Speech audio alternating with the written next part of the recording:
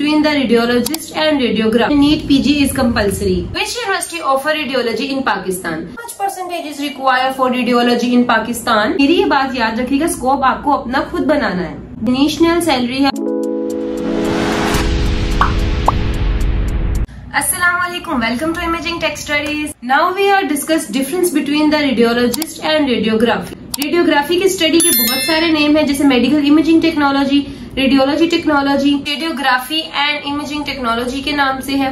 ये सब studies radiography ही है। Radiologist and radiography sound like a same career, but they are actually quite different. तो सबसे पहले हम बात कर लेते हैं कि रेडियोलॉजिस्ट क्या है। ये डॉक्टर्स हैं और ये फिजिशियंस हैं। रेडियोलॉजिस्ट अपने नाम के साथ डॉक्टर प्रीफिक्स लगा सकते हैं, जबकि टेक्नोलॉजिस्ट अपने नाम के साथ डॉक्टर नहीं लगाते। रेडियोलॉजिस्ट बेसिकली रिपोर्ट्स बनाते हैं जो इमेजेस टेक्नीशियंस लेते हैं। रेडियोलॉजिस्ट उन इमेजेस को इंटरप्रेट करते हैं, एनालाइज करते हैं, देन प्रॉपर रिपोर्ट्स बनाते हैं और ट्रीटमेंट रिकमेंड करते हैं। जबकि रेडियोग्राफर, रेडियोलॉजी टेक्नोलॉजिस्ट ये एक टेक्नीशियंस हैं। ये इक्विपमेंट को ऑपरेट करते हैं, देन मेडिकल इमेजेस क्रिएट करते हैं, इंटरनल बॉडी पार्ट की पिक्चर्स या इमेजेस लेते हैं, ultrasound, CT scan, x ray, MRI के जरिए टेक्नोलॉजी को यूज करते हुए इमेजेस लेते हैं। इन्हें कहते हैं technologist. Basically technologist is typically supervised by a radiologist and support the doctor, the members of healthcare team by performing the diagnostic imaging procedures. Basically difference इनका ये है कि जो रेडियोलॉजिस्ट है वो मेडिसिन की एक स्पेशल फील्ड है, जबकि रेडियोग्राफर ये एक टेक्नोलॉजी है जो मेडिसिन में यूज्ड होती है। आई होप सो आपको इनका डिफरेंस अच्छे से समझ आ गया है। अब हम चलते हैं क्वालिफिकेशन की तरफ। रेडियोलॉजिस्ट के लिए सबसे पहले आपको एमबीबीएस करना होता है 5 साल का, देन आपको एफसीपीएस, एमडी, डीएनडी या डीएमआरडी 2 साल का डिप्लोमा करना होता है, देन आप रेडियोलॉजिस्ट होते हो। अगर आपने एमबीबीएस या एमडी करना है तो NEET test is compulsory. National eligibility entrance test, NEET UG and NEET PG is compulsory. जबकि रेडियोग्राफी की क्वालिफिकेशन अगर देखी जाए, बैचलर्स की डिग्री करनी पड़ती है। सब bachelors of MIT, different university में डिफरेंट नेम से रेडियोग्राफी की फील्ड्स में बैचलर्स कराया जाता है। Bachelors of MIT, BS radiology है, रेडियोलॉजी टेक्नोलॉजी है, मेडिकल इमेजिंग टेक्नोलॉजी है।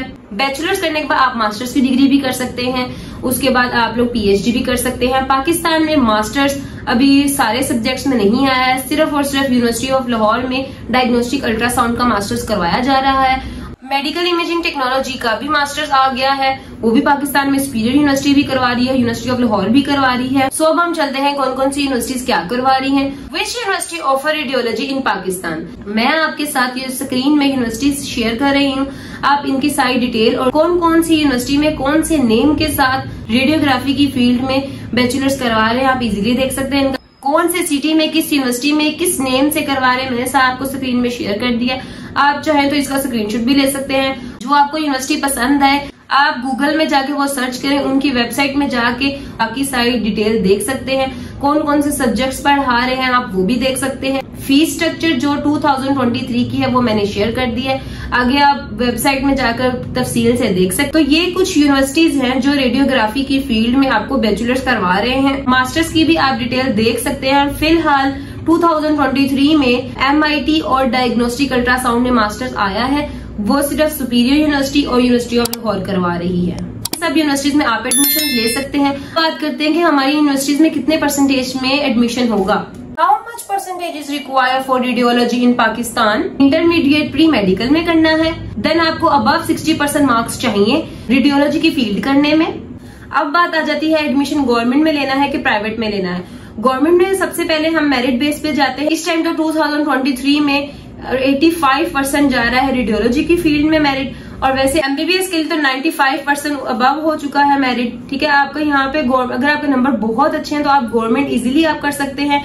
आप मेरिट बेस पे अप्लाई करें। गवर्नमेंट यूनिवर्सिटीज आप देख लें तो फातिमा मेमोरियल में रेडियोलॉजी करवा रहे हैं, किंग एडवर्ड में करवा रहे हैं, तो आप यहाँ पे एडमिशन ले सकते हैं। अगर आप प्राइवेट की बात करते हैं तो प्राइवेट में अबव 60% एडमिशन हो जाता है, लेकिन जबकि फीस की बात आ जाती है तो गवर्नमेंट में फीस थोड़ी है और प्राइवेट में ज्यादा है। जहाँ पे गवर्नमेंट की फीस 2 से 3 लाख में डिग्री हो जाती है, जबकि प्राइवेट में 10 लाख 12 लाख तो मस्ट है।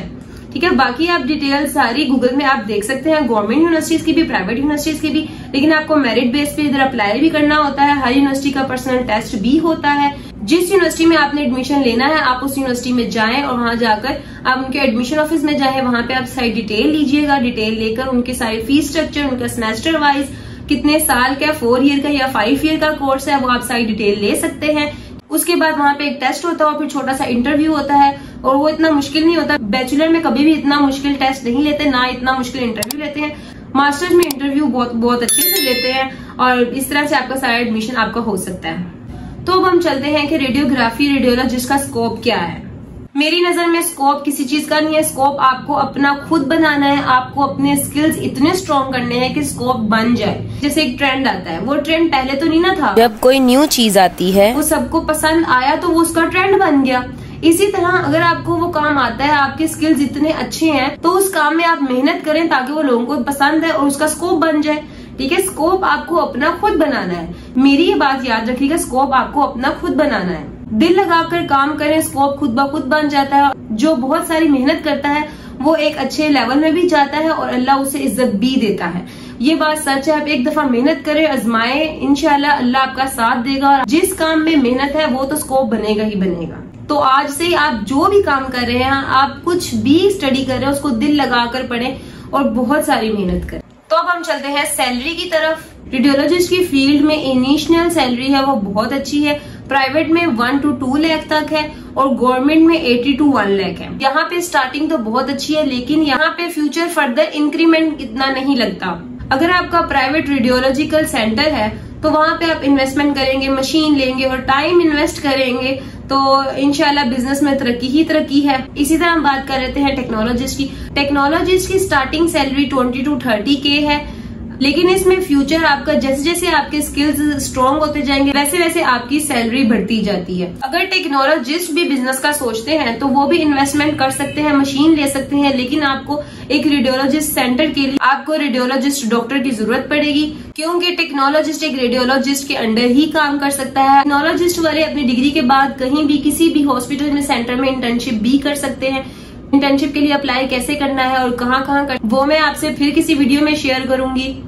आई होप सो आपको रेडियोलॉजिस्ट और टेक्नोलॉजिस्ट का आपको ईच एंड एवरीथिंग का डिफरेंस पता चल गया हो। अगर आपको रेडियोलॉजिस्ट या टेक्नोलॉजिस्ट के बारे में मजीद कुछ इन्फॉर्मेशन चाहिए तो आप मुझे कमेंट सेक्शन में बताएं, मैं इंशाल्लाह आपको जरूर बताऊंगी।